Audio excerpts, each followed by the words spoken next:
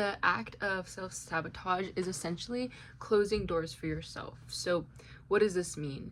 Let's say there's an opportunity that arises, and this opportunity, it's a new job opportunity. It's very scary because it's going to be your first real-time job in the big world. But a part of you thinks that you can't do it, you're not good enough for the job, you're not qualified enough, blah, blah, blah, all these things, and self-doubt starts playing a part, and that's when you're like, okay, I can't do this, let me not apply to this certain job. That's self-sabotage in my eyes. It's when internal factors, internal thoughts and feelings stop you from chasing your dreams. They stop you from hanging out with your friends. They stop you from taking certain opportunities because you're scared of messing it up. You're scared of being perceived. You're scared of being put in a leadership position. And the reason I'm bringing this up is because this is something I've been struggling with recently. So what's up, guys? I'm Andrea, and I just want to talk. Here I usually talk a bit about my life, and I try to be wise, but I'm also learning as I'm creating this channel. I'm very excited because I have a tripod now. New corner angle unlocked. This is like my vision board. I have it right here, and then just dreams to study abroad and everything, so that's fun. It's actually really nice. I like this little wall. But anywho, so self-sabotage. It's very hard to get out of the cycle of talking about yourself negatively. And what I've noticed actually is it's kind of addicting, as bad as that sounds. What I've noticed is that it's easier for us to talk down on ourselves, to speak proudly of ourselves. I mean, it's kind of uncomfortable to look in front of a mirror and be like, you got this, you're so worthy, you're gorgeous, blah, blah, blah. For me, it's not as weird anymore because that's actually something I've been doing a bit more. But if you're looking at the mirror for the first time telling yourself that, it is weird because you're looking at yourself face to face, and it's much more like intimate in a way and much more like stronger. But yeah, it's much harder, and that's something I've been doing recently. I've been thinking so negatively about myself, and when I tell you guys, the things that you feel about yourself and the things that you say to yourself are going to come out eventually, one way or another. If you think you're not confident, if you think you're not smart, which is me right now, those things are going to come out. They're going to come out in your relationships, in your work ethic, in your everyday life, in your job. Like, trust me, it's going to come out. Take, for example, I am a kinesiology major, and I'm working at a physical therapy clinic right now. And I think I'm boring. I think I'm a very boring person. And what doesn't help is that my first year of college, I felt like I was doing so much. I was boxing, I was helping people garden on the side. Like, whenever people needed help, I was there. I was just such a confident, bright girl. And I'm not gonna lie, I can't say the same now just because I feel like I've gone through so much more, which is a key point that I'll talk about later. But the fact that I think I'm boring, it's something that's slowly being engraved in my head, which is something that I'm trying to stop doing. But at the clinic, all you can really do in physical therapy is cheer patients up and, communicate with them, talk to them, and whatnot. But because I have this idea that I'm so boring, I don't know what to talk about. And I think that the patients think I'm boring. This is when we get to the assumption of other people's thoughts. Now, this is something that I've struggled with, and my mom is the one that actually pointed this out. I remember I said like a joke to her, right? And I'm like, oh, like I said out loud, like, oh, mom probably doesn't think that's funny, something like that. And she was like, stop doing, like, I don't like when you do that. Like, you're assuming what I'm thinking. And I thought the joke was funny. Even though I said that as a joke, like, oh, mom doesn't think it's funny. It's like some interesting, like jokes have a bit of truth in them. Does that make sense? So yeah, going back to the patient thing. No, I think the patients are boring. And I don't like going to work because I'm scared that I'm not going to have anything to say, that they're going to perceive me in some sort of way. And this thought that I have of myself is coming true through the thoughts and actions of others. Isn't that crazy how it works?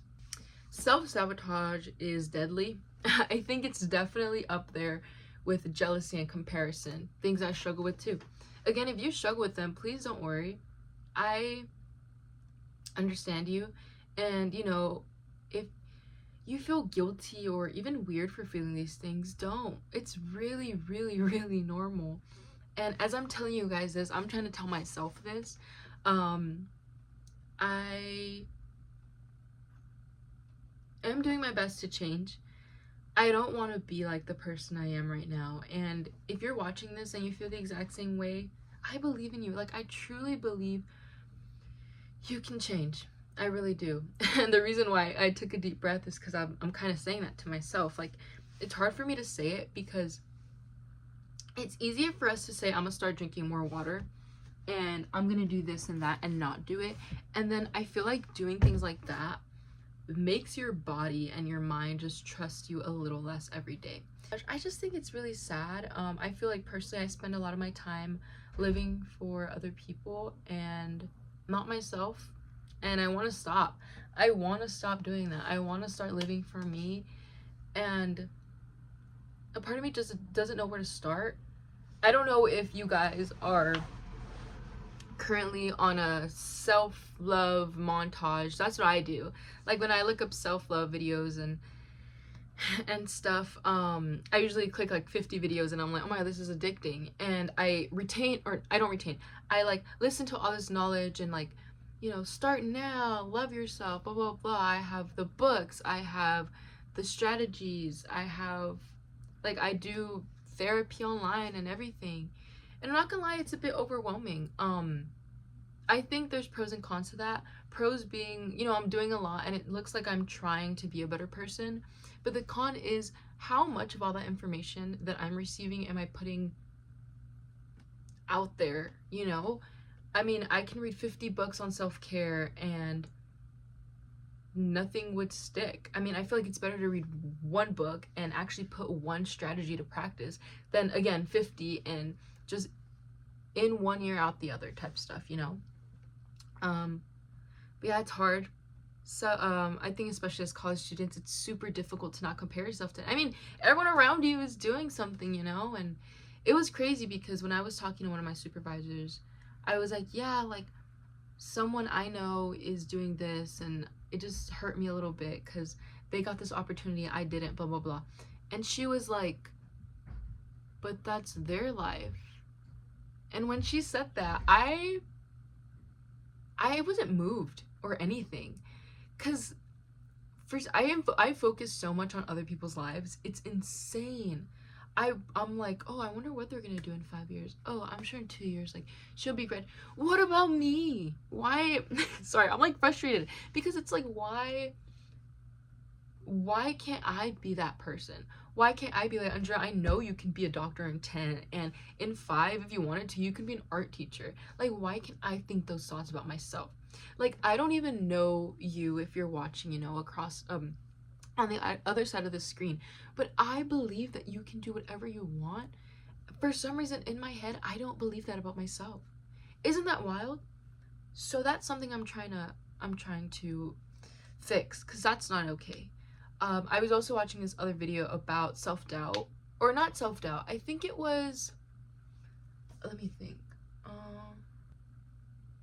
oh, it was about self-belief. Belief in oneself is such a beautiful and powerful thing. The video was talking about Bill Gates, you know, multi-billionaire or whatever.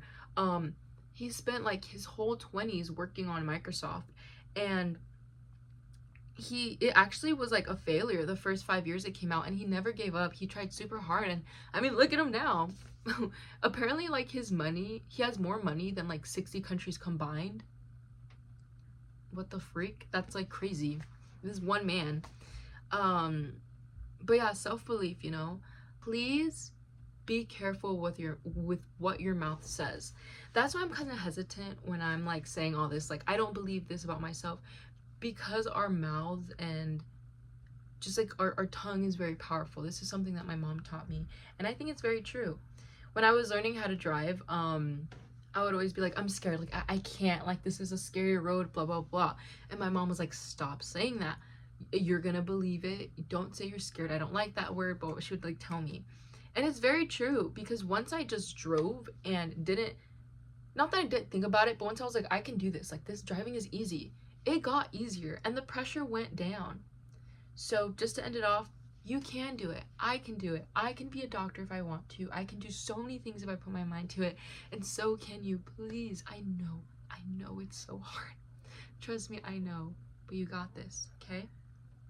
I'm gonna leave you guys with this because I do have work, but glad to be back after Thanksgiving break. Bye bye.